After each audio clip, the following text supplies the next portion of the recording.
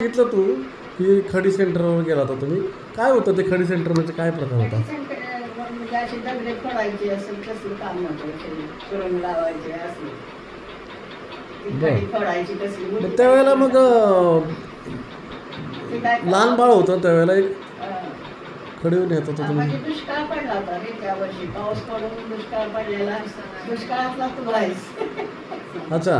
75 75 नाही, 72 बहात्तर सालचा 73 पासून. हां. 73 सालचा ती आम्हाला खडी निघाली होती ती सुकडी खायची ती नाही ना कसली लहान पोरं रडायची त्याला काय त्या भाकरी असे नव्हतं काय नव्हतं भाकरीचं धान्यही नसायचं ते खडीवर मिळायची असं दर्यासारखी सुकडी असायची खायची. लहान लहान होती दोघं त्यावर आबा असेल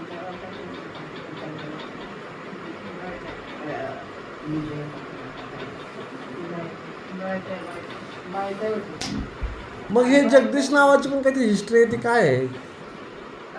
जगदीश नाव कसं दिलं, ठेवलं कसं जगदीश? जगदीश म्हणजे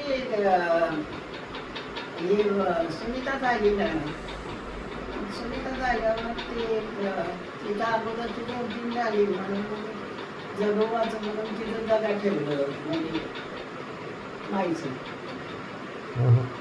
जगोबाई. आणि मग तिच्या पाठीवर तू जागा माईचं जगूबाई होतं का? हां. मोठ्या मुलीचं नाव जगूबाई. हां. अच्छा. आणि मग तू झाल्यावर आजीला पण सगळे विचारलं ते बाळाचं नाव काय ठेवायचं, त्याचं नाव जागा ठेवायचं जगोबाचं म्हणून याचं पण नाव तसंच ठेवलं. आणि 5 वर्षाचा नाही 10 वर्षाचा झाल्यावर दोघाला नेला होती मला दोघं माणसाची येते. माईला इथं खंडोबाच्या देवळात हे केलं 5 वर्ष झाल्यावर भांडार खोबऱ्याला आणि याला ज्योतिबाला गुलाल खोबऱ्याला. मोठी मुलगी सुनीता आणि दुसरा मुलगा जगदीश. हे दोघं पण जगण्यासाठी तुम्ही जगूबाई आणि जगा नाव ठेवलंय.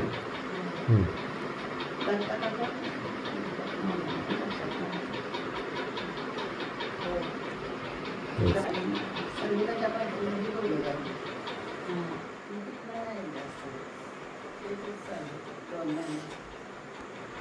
ह्यातल्या कुणाच्या आठवणी आहेत का तुझ्या काही लक्षात? ही कुणीतरी लहानपणी डांबरटपणा केला होता काहीतरी, आठवतं का तुला? हातात काहीतरी रबर काय काय काय केलं होतं? रबर घालून बसले होते. कोण कोण? ओमा ही होती का? खेळत खेळत कुठं राहण्यात गेलं का काय असं रबर घातला ना आम्ही आजी दृष्ट काढते आहे का त्या खांद्यावर घेतले की राहायचं आणि असं खाली मांडीवर घेतलं की रडायचं. हात असा फुगला होता तेवढा आणि ते रबर अडकून बसलं होतं ना मनगटात जाम. आणि मग तेच म्हणलं पोरीचा हात कशाला सुटलाय त्यांचं लक्ष गेलं त्या हाताकडे. मग त्यांनी बघितलं तर ती उजलं तर बघा हाडात असेल असं बघून त्यांनी ते रबर तोडून काढलं ते. मग त्यावेळेला असली घ्यायला कोण आजी कामात असायची आजीला तेवढं सांभाळायच्या त्या पण चांगलं कळतं झाल्यावर त्याला एवढंसं काय तर खेळायला द्यायचं नसायचं. आईला जास्त लक्ष द्यायचं. अजून कोणाच्या काय आठवणी यातल्या लहान बाळाच्या तर कुठल्या कोणाच्या? 4 बहिणी 2 भाऊ यांच्यापैकी कोणाचं काय आठवतं का तुला? काय कोणता प्रसंग वगैरे असा आहे का? हिला जास्त आठवते म्हणते तू गणेश महेश कशी भांडत होती काय करत होती तुझं जास्त आठवलं. मी कुठं असायची तर घरात सांग ना माझी आठवण.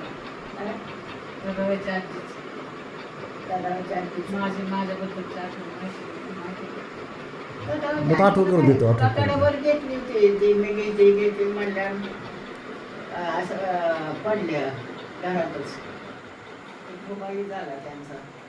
ते नातीला लय हाऊस असायची पोरांना घ्यायच्या. मला ओळखायची ती. ते घ्यायच्या सगळ्याला पण ते त्यांना येत नव्हतं वय झालेलं की ती जाग्या बसल्या तिथं 2-3 महिने झोपूनच होते. तडवत असताना पण काही गाय वगैरे होती ना? तेव्हा केली ते. तुला विचार करा. रडवत असताना काय गाय वगैरे होती का गाय? हो तिथंच गाय घेतली. 700 रुपयाची नुसती गाय घेतली फक्त त्यावेळेला काय अगदी म्हणजे गाय ही सगळं स्वस्त होती. वाचून घेतलं ती गाय मोठी झाली ती. तिथेच गाभण झाल्यावर मग आम्ही इकडं आलो थोड्या दिवसांनी. आणि मग इथं आल्यावर त्या डॉक्टरनी आणि बिजूनं वाटण्या केल्या गायांच्या चिट्ट्या टाकून. आणि ती चांगली गाय त्यांना घेतली आणि आम्हाला वासरं दिलं त्या गायचं काळाला वासरं होतं असं. मग ती वासरूच केवढं मोठं झालं गाय झाली ती. आणि ते आमच्या गोठ्यामधला ठेवा म्हणजे गायानं सगळ्या तिला गायाच झाल्या कालवडी झाल्या. आणि ती त्यांना वाटत दिली ती अण्णांना. ते 2 वेळा ती गाभण राहिली, 2 वेळा ते असं 2-3 वेळा त्यांचं ते अशी आडपोळी झाली. गाय गेली त्याच्यात. दुसरी पण गाय त्याचं वासरं झालं तर ती पण ती तसंच गेली.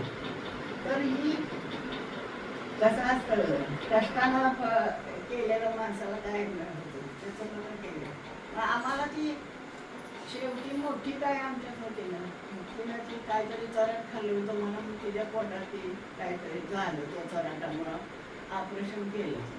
पण आमच्या गोठ्यात सगळ्या गायाच होत्या आणि 2 गाया फक्त आबादीत राहिल्या वासरं अशी वाटत गाय टिकली म्हणजे तर दुष्काळात आमची गेली.